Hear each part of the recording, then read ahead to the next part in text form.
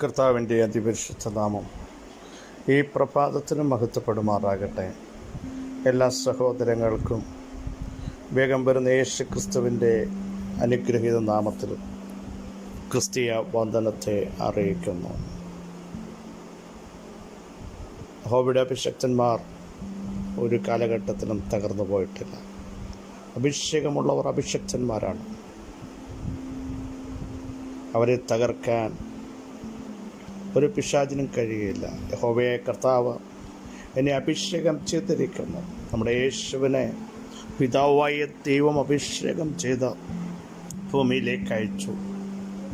ശക്തമായ വെല്ലുവിളികൾ പിശാചിൻ്റെ നേരിടേണ്ടി വന്നു.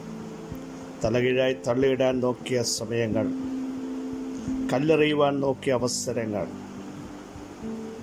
പക്ഷേ ഐഹിക ശുശ്രൂഷ തീരുന്നിടം വരെ ലോകത്തിലൊരു ശക്തിക്കും തൊടുവാൻ എൻ്റെ കർത്താവിനെ കഴിഞ്ഞില്ല. പ്രിയ സഹോദരങ്ങളെ, കർത്താവ് നിശ്ചയിച്ച സമയം വരെ നമ്മളെ തൊടാൻ ആർക്കും കഴിയില്ല.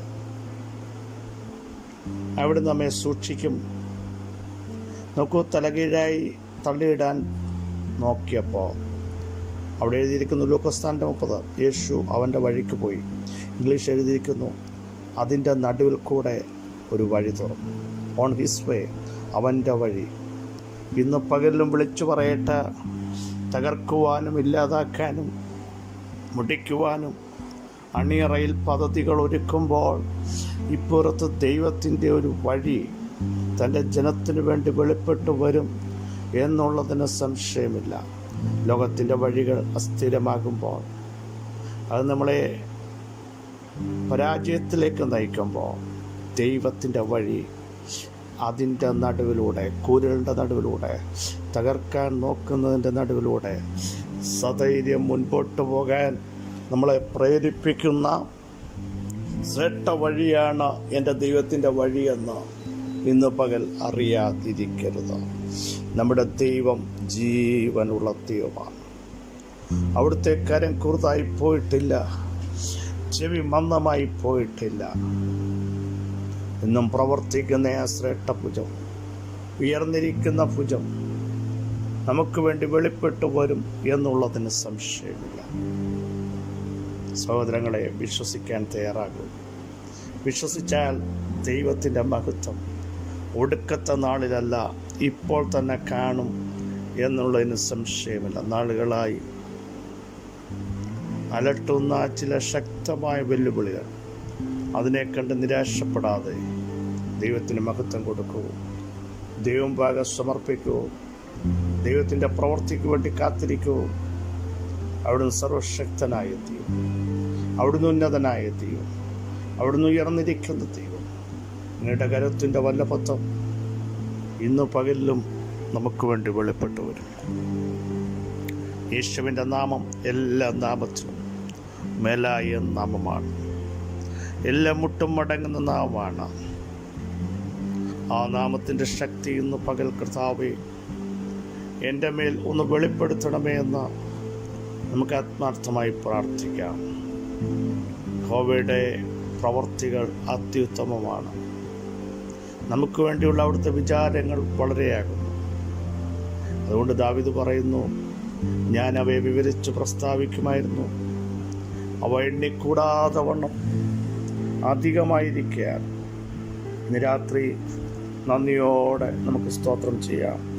അധികമായ ദൈവപ്രവൃത്തികൾ, എണ്ണിക്കൂടാത്ത ദൈവപ്രവൃത്തികൾ നമുക്ക് വേണ്ടി ദൈവം ചെയ്യുന്നതോർത്ത് നിറഞ്ഞ ഹൃദയത്തോടെ, നന്ദി നിറഞ്ഞ ഹൃദയത്തോടെ ദൈവത്തിന് മഹത്വം കരേറ്റാൻ തയ്യാറാകട്ടെ. യഹോവയെങ്കിലേക്ക് നോക്കിയവർ ശക്തിയെ പുതുക്കും.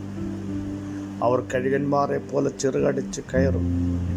ബലമില്ലാത്തവന് ബലം വർദ്ധിപ്പിക്കുന്ന, ശക്തിയില്ലാത്തവന് ശക്തി നൽകുന്ന ആ കരത്തിൻ്റെ വല്ലഭത്വം ഇന്ന് പകലിലും നമുക്ക് വേണ്ടി വെളിപ്പെട്ടു വരും എന്നുള്ളതിന് സംശയമില്ല. 57-ാം സങ്കീർത്തനം അതിൻ്റെ 3-ാമത്തെ വാക്യം, എന്നെ വിഴുങ്ങുവാൻ ഭാവിക്കുന്നവർ ധിക്കാരെ കാട്ടുമ്പോൾ അവൻ സ്വർഗത്തുനിന്ന് കൈനീട്ടി എന്നെ രക്ഷിക്കും. സ്തോത്രം. ദാവീദിന്റെ ഒരു സങ്കീർത്തനമാണ്. ശൗലിന്റെ മുമ്പിൽ നിന്ന് ഗുഹയിലേക്ക് ഓടിപ്പോയപ്പോൾ താൻ ചമച്ച ഒരു സങ്കീർത്തനം. ദൈവമേ, എന്നോട് കൃപയുണ്ടാകണമേ, കൃപയുണ്ടാകണമേ, ഞാൻ അങ്ങേ ശരണം പ്രാപിക്കുന്നു. ഈ ആപത്തുകൾ ഒഴിഞ്ഞു പോകുവോളം ഞാൻ അങ്ങയുടെ ചിറകിൻ്റെ നീരിൽ ശരണം പ്രാപിക്കുന്നു എന്ന് പറഞ്ഞിട്ട് അത്യുന്നതനായ ദൈവത്തെ ഞാൻ നോക്കും.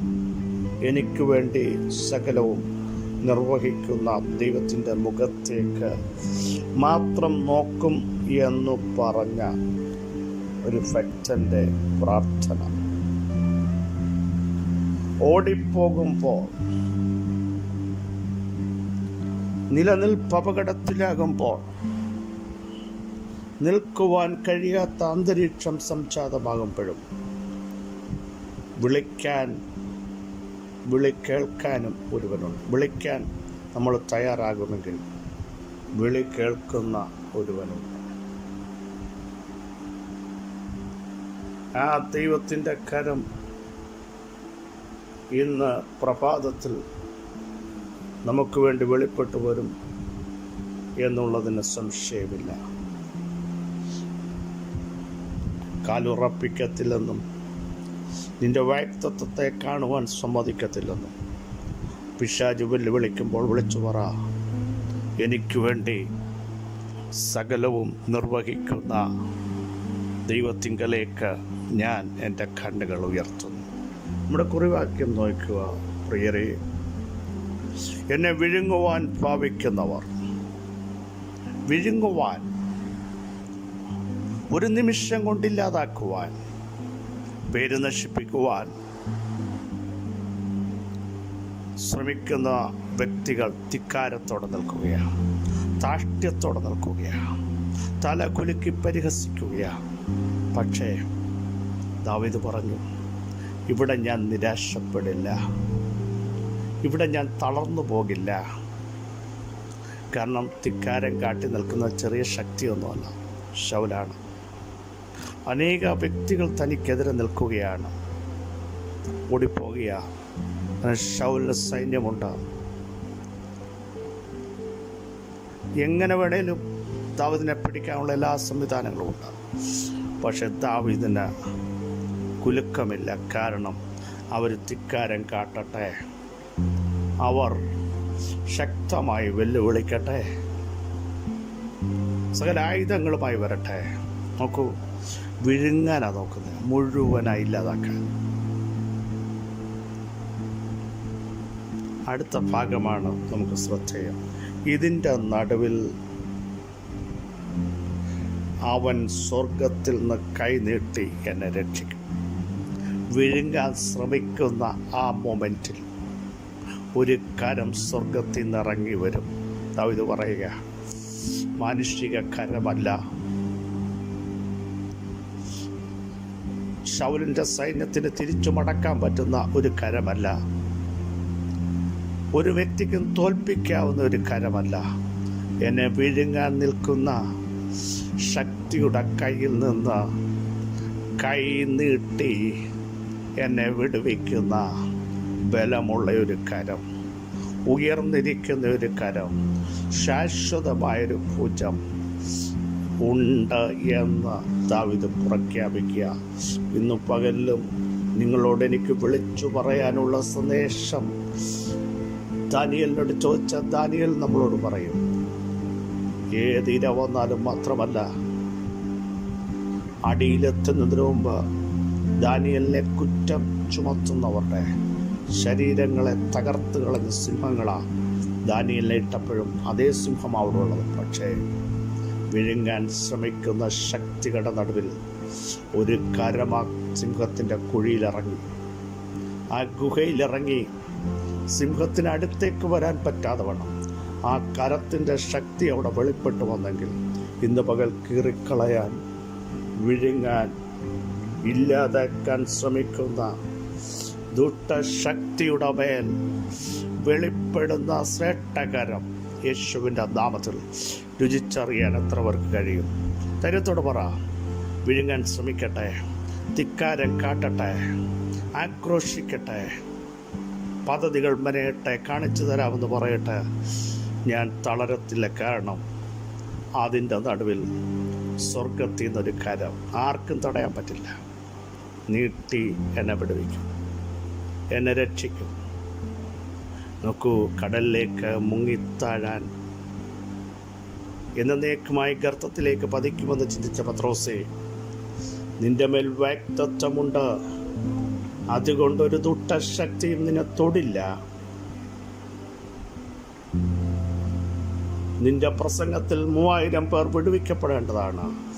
നിന്റെ അവിശ്വാസം നിമിത്തം നീ താഴാൻ നോക്കിയാലും ബലമുള്ള ഒരു കരം നിന്നെ നീട്ടിപ്പിടിക്കുന്നുണ്ട്. ആ പെരുവെള്ളത്തിൽ നിന്ന്, സമുദ്രത്തിൽ നിന്ന് നിന്നെ വലിച്ചെടുക്കുന്നുണ്ട്. വിശ്വസിക്കുക. ഇന്ന് പകലിലും ചില കുടുംബങ്ങളെ നോക്കി പരിശുദ്ധാത്മാവ് ദൂത് വിളിച്ചു പറയുന്നു. വിഴുങ്ങുവാനും മുക്കിക്കളയുവാനും കടിച്ചു കീറുവാനും ശ്രമിക്കുന്നതിൻ്റെ നടുവിൽ ധൈര്യത്തോടെ പ്രഖ്യാപിക്കണം, ഇതെന്നെ തൊടില്ല. ഉയരത്തിലെ കരം എനിക്ക് വേണ്ടി വെളിപ്പെടുകയാണ്. ഉയരത്തിലെ കരം എനിക്ക് വേണ്ടി നീട്ടുകയാണ്.